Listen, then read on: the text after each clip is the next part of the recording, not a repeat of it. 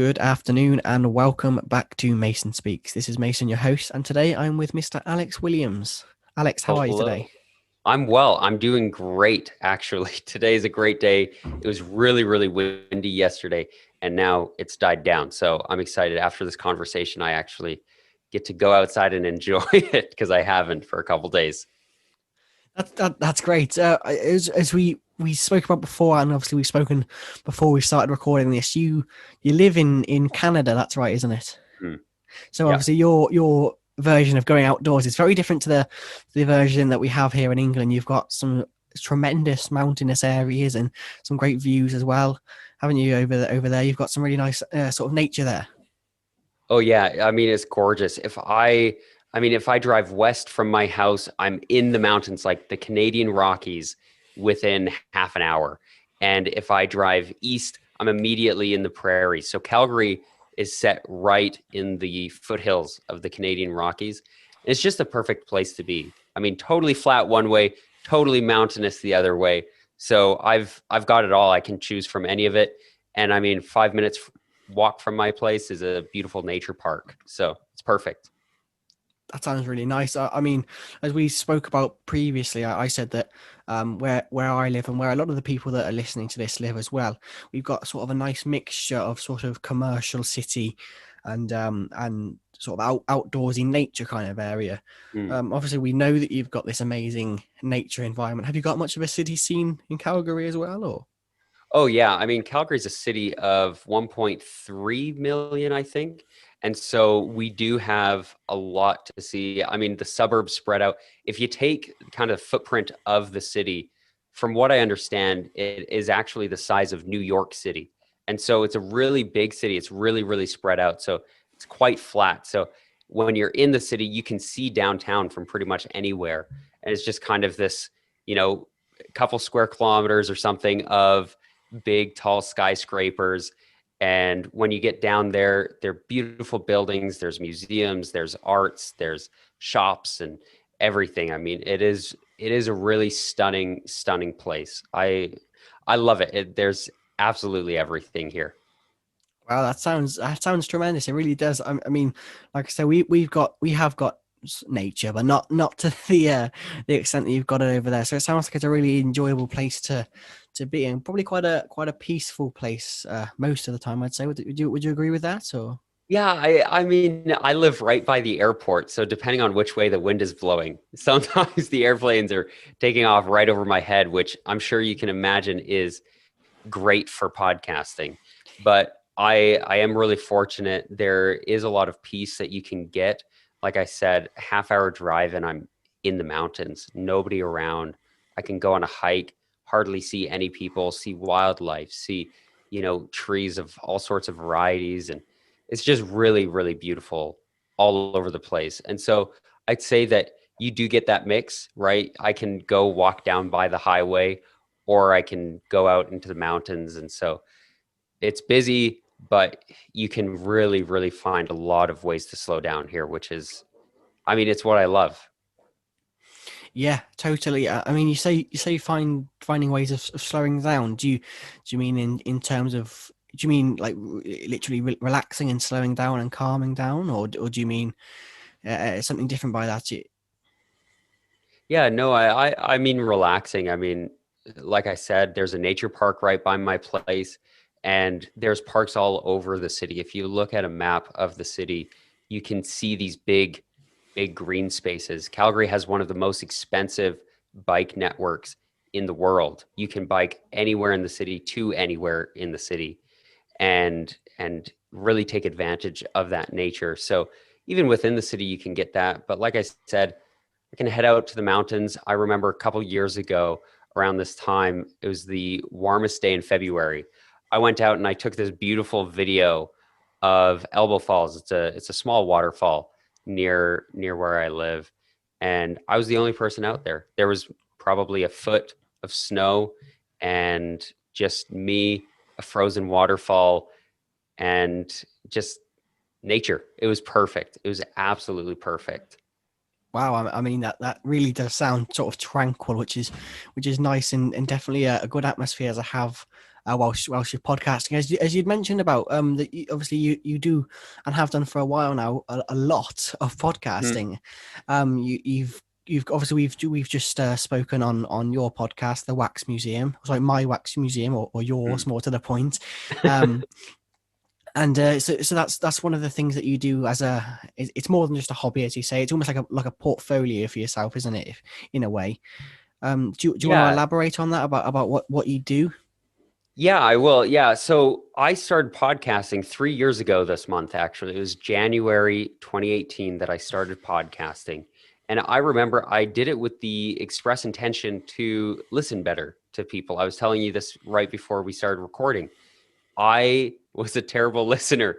I would sit and I would wait for people to finish talking. Or even sometimes I'd interrupt and I'd jump in with my own story. Look how cool I am. Look, listen to listen to me now. Even though I hadn't had any interesting experiences, I scarcely had anything interesting to share at all. And realizing that this was a problem and realizing the toll that it had and eventually would have on my relationships, I decided I had to take a stop. I had to, you know, roll back, and I had to start listening to people. And so I started my Wax Museum, which I just hosted you on as my 110th guest of the podcast, Wow. which I'm really pleased with. I've come that far. And I get to listen to people's stories. And like I said beforehand, I've gotten to hear and come to appreciate the complexity of the people around me. I've interviewed people who I've known for years, and even though I know so much about them, I still discover new things about their perspective on life and the world and their family and love and everything, and it creates this really cool experience for me where I realize the importance of listening intently to the people around me, and then I get to share that with people, and it's amazing. And of course, like you said, I do a ton of podcasting. It doesn't stop there. That was my first one that I started. Since then, I've done at least 10 podcasts. Some have been private for professors at university. I've created podcasts for their classrooms to work as simulations for them. And that's really cool because even though it's a hobby, podcasting turned into this portfolio, like you said. And then from there, people looked at it and said, huh, do you think you could make me one of those? And then so I have been able to kind of turn it a bit more into a job, which has been a hugely satisfying thing for me. No, I'm sure. I mean, you're turning the thing that you love and that you're passionate about into the thing that pays the bills effectively. And I think for anyone that's a perfect roundabout way of doing things. I mean, if you, there's the whole idea of people working a 9 to 5 job that they hate and they're only doing it for the one reason because they need to earn. But it's for you, it's not the case. You have flexible hours, as you'd mentioned to me. You try and set out that you can work from 7 a.m. to 7 p.m. But obviously not from 7 till 7, but you can work those hours, but not a 12-hour shift, mind. But and you sort of set out yourself those times where you can do that, and I guess that gives you the opportunity to do what you want to do as well in that same time, because you're not being told you need to come into work on Monday to Friday 9 to 5, and then that's what you'll do. You can work around your schedule and when things suits you. So I guess that helps a lot in being a podcaster and being Mm. sort of happy and well in yourself, because you can make those decisions. Would you agree? Or Oh, absolutely. 110% agree. So, I mean, you look at it this way. Right now, we're recording, it's 1 p.m. where I am, it's 8 p.m. where you are. And so, because I have this 12-hour window where I allow myself to be scheduled, whether by people or usually at the beginning of the week, I'll look at my schedule and say, well, I should probably make sure I block off, 6 hours for editing videos or whatever for a client. And then I can block that off. But otherwise, I can schedule things anywhere, which is great because then I get to interview people from all over the world and talk to people from all over the world. And I get to spend this time being creative. And I go from, right before we got on this call, I was editing a video for a client, trying to get it done, making sure it looked nice, and then posting for them. And then I hop on here And now in the middle of the workday, I'm doing my hobby. And so it's cool to have that flexible schedule.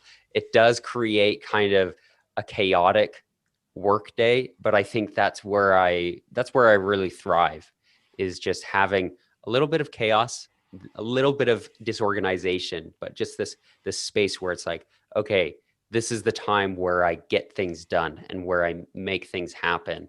And outside of those hours, it's, I mean, mostly sleeping. Let's be real.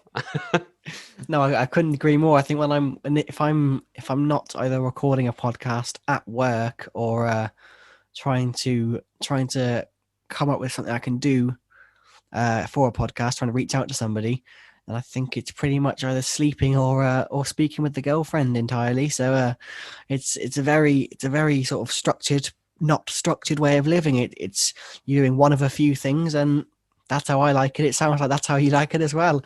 Um, it's Yeah. great that you're able to do that. Like you said, you're doing a hobby in the middle of the day, and I'm sure that can help with having a positive mindset. And you mentioned about how you started podcasting in a way to better yourself. Would you say that podcasting has done that for you, and will it continue to? Oh yeah. I mean, podcasting, it was this magical thing. I've always been interested in media. I've always been curious about the way that we tell stories. I remember there was one video, and I wish I could find it. It's probably on some hard drive somewhere that my mom's got. But we I live in Canada, in Calgary, which is 14 hours away from the ocean, right? I am so far from the ocean.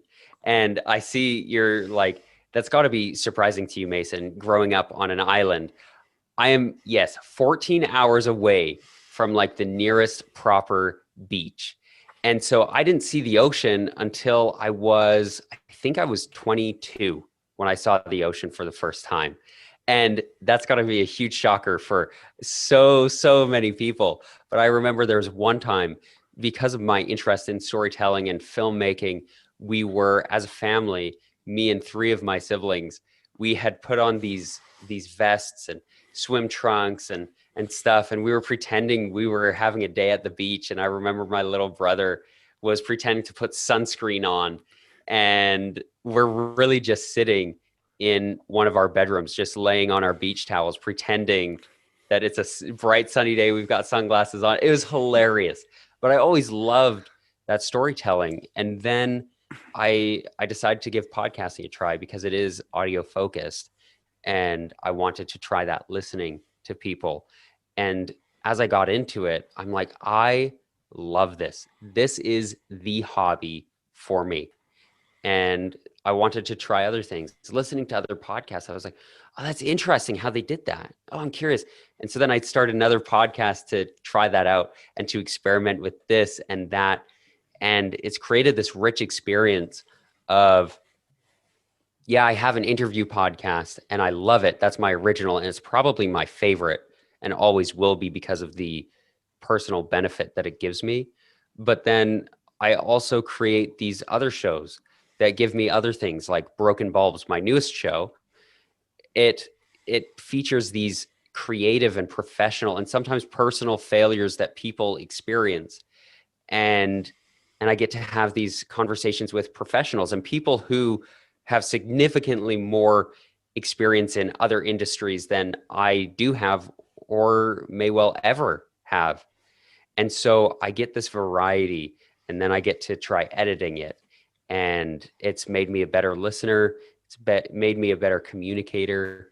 And it's just really given me a labor of love, something that I can be passionate about and something that I can put effort into and experiment further and further with as I go on. That is honestly, I think unless people can listen to your podcast, which I really think that they should. I've been listening, as you mentioned, to the Broken Bulbs podcast that you've been doing. I've listened to a few episodes of that, and when you listen to that, you can really tell that you are passionate about this and you do love doing this. It comes through in your conversations that you have with people, and that's no mean feat either. It's to portray through just audio, because bear in mind on Alex's podcast, it is just the audio, so you can't see his face or his facial expressions. It is simply audio, so everything that you're picking up from it is from how he speaks and what he's saying.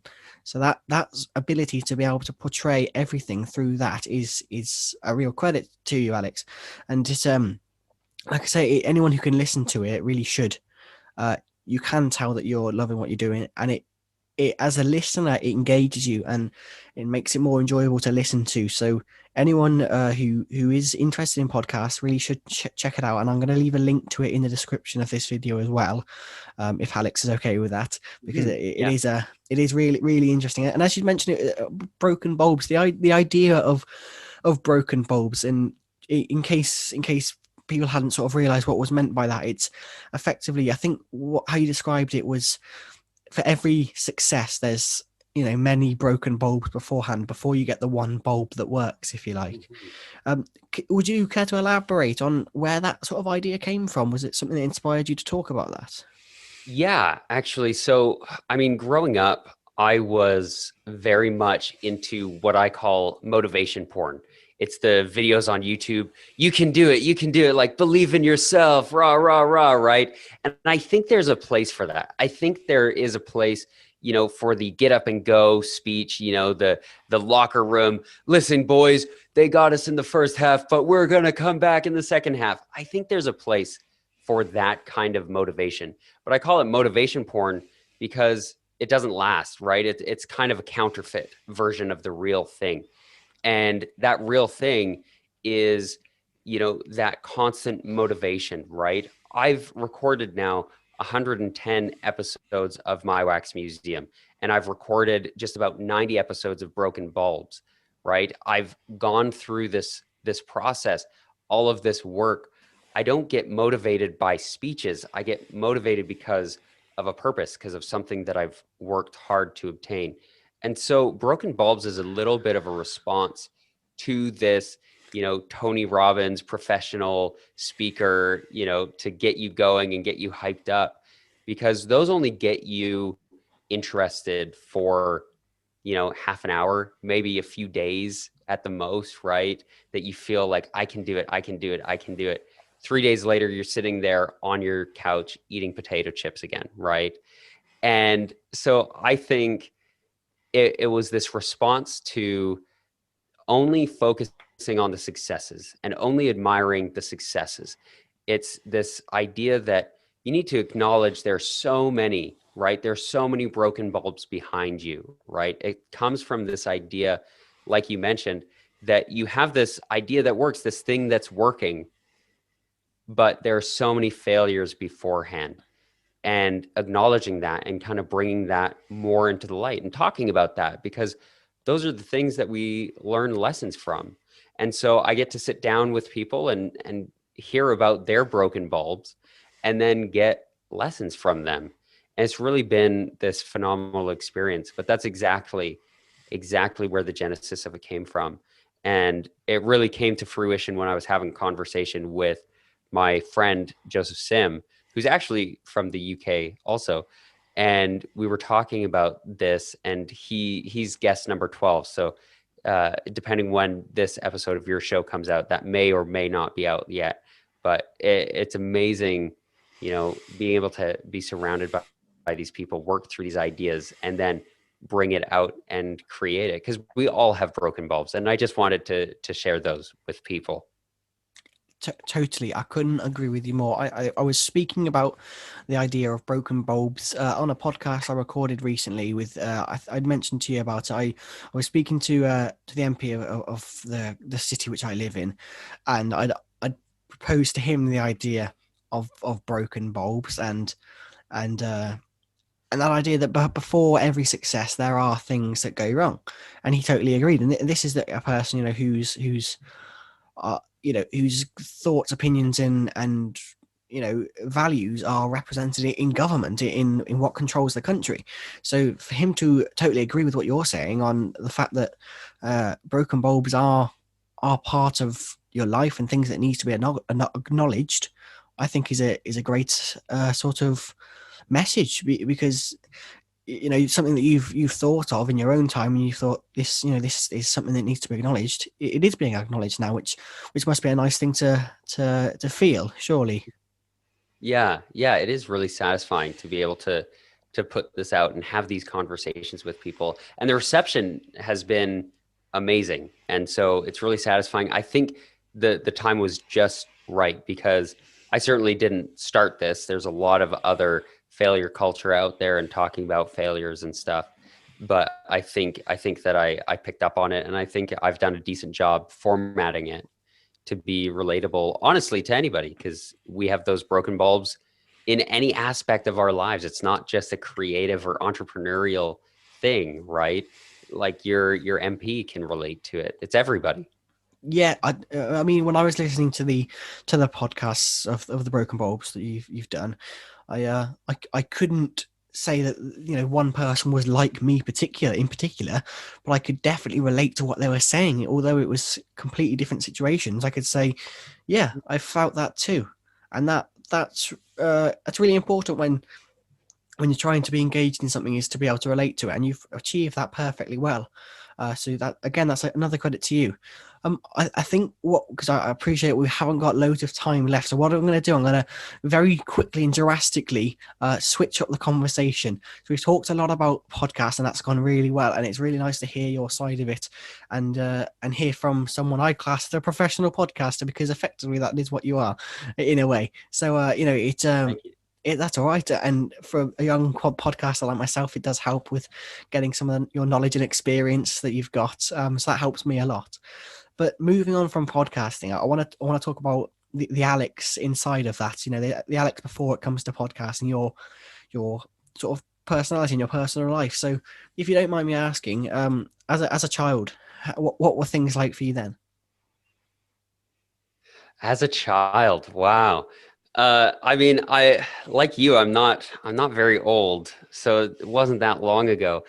I was kind of an angsty kid, actually. I was I was angry, and I didn't like people. A very different person. I thinking back to it, it's like who was that guy? Like it is so strange. I didn't like people. I was angry at the world for so many different things.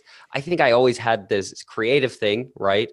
But it really came out of a frustration, and yeah, I don't know where you might want to go with that, but I would summarize my younger self as angsty, angry, and frustrated. Did you feel at any point that you were almost a victim of the world, or was it more, was it not that sort of complex? Was it more just I don't like you and I don't like you, or how did it sort of feel? How did it come about that you were this child who who perhaps threw one too many tantrums than other people did? Yeah, I think that's a really good question. I think I did have a tendency to victimize myself. I definitely blamed things on other people. Any problem, any experience that I went through, I always thought, well, it's their fault. Well, it's because of this. And I would always attribute it to something else, to, you know, to my teacher or to my classmates or siblings or parents. And it was I mean, obviously unhealthy. That's not a good way to live, but it was certainly, me putting it all on the world. I just hated everybody except maybe my mom. I think my mom I always had, a little bit of kindness for, and it was certainly with a lot of her love and patience that helped me come out of that and become a positive and hopefully delightful person. I'd say so. I'd say so indeed. I mean, it's interesting that you say that you used to sort of blame things on anybody else but yourself, which like I say, is really interesting, because now, going back to the podcast, you have got a podcast which is literally about recognizing your own failures, which is a complete Hmm. juxtaposition of what you described yourself as your childhood. So perhaps that's impacted you from your childhood to create something like this. And I think it's really important that you're able to acknowledge the fact that although you were only a child, you did have a tendency to do that. And I'd say from what I know of you, you've probably grown quite a lot since then. Obviously, not just physically, but but sort of mentally. You don't seem like you're a victim of the world. You seem like you're grabbing it by the horns and taking it as best you can. Yeah, and I would have to agree with you. I have changed so much. Like I said, I don't even know who that person is. I'm positive. I like to take responsibility for my failures, right? And I like to see things with a different perspective. I think that's ultimately the biggest thing, is that maybe through my creativity and through my storytelling interests, I've been able to find new perspectives on things and discover that maybe it's not the world that's to blame for my problems. Maybe there's a better explanation and a better perspective for me to put this into. And I think that's the biggest thing that has changed, is just gaining perspective, just seeing things in a different light. That is truly, and I mean this honestly, it is an inspirational thought to have. What you've just said, it's sometimes all you need is a change of perspective, and it can literally and physically really change your life. And I think is a perfect way to round off this podcast. I think before we officially sort of end it, I'd like to give you the chance to, if you want to, sort of plug yourself and let everyone know about your podcast, where it can be found, if you wouldn't mind. Yeah, absolutely. I would love to. And I appreciate you giving me this opportunity to come on your show, have another conversation with you. It's always delightful. And as far as where people can find me, you can find all of the podcasts that I do, all of that work on mechoradio.com. That's Mecho, which is M Echo. So MECHO radio.com. That's where you'll find all the podcasts that I host, produce, edit, and a lot of them are with my siblings. So you'll get to kind of hear their voices as well, which might give some more insight into young, angsty Alex as well from time to time. Brilliant. And as you say, it's all on the websites, and we've just recorded one for the My Wax Museum as well, so that will be coming out at some point in the future. Between me, obviously, as you said, you're very scheduled and organized, so not too soon it will be coming out, but at some point. Yeah, I reckon second week of May that one should be out with you, and I'm really excited to get to that one. Lovely. It's been a real pleasure having you on and speaking to you. I would like to ask you one final question, which I try and ask every guest I have on here. And it's very important, Alex. So I need you to answer a very honest answer, if you don't mind. So what would you say is if you had to choose, and you could only have one for the rest of your life, what would be your favorite meal to have? Oh, this is so easy. It's actually the thing that I'm going to eat later today. It is a sandwich from my very favorite restaurant. It's a friend of mine's restaurant. He makes pretzel sandwiches, and so it's soft pretzel dough, okay? And then on the sandwich, I get his house made, and I know you don't like mayo, but I get his house made smoked pepper mayo with whipped avocado, and then grilled chicken breast, and then also tomato, lettuce, pickles, and bell peppers. And this sandwich, it is my favorite sandwich in the world. I am a very simple person. I would delightfully eat this every single day for the rest of my life. Wow, that is some answer to that. That's brilliant. I would do a quick translation just in case anyone didn't get that from England. When he said tomatoes, that's a tomato, and when he said pickles, I believe he means gherkin. So just anyone, if there's a language barrier there, I just thought I'd let you know on that. Alex, Perfect. Alex, like I said, it's been an absolute pleasure speaking to you. This has been Mason from Mason Speaks, joined with Alex Williamns, and thank you very much for listening. That was awesome. Thank you, Mason.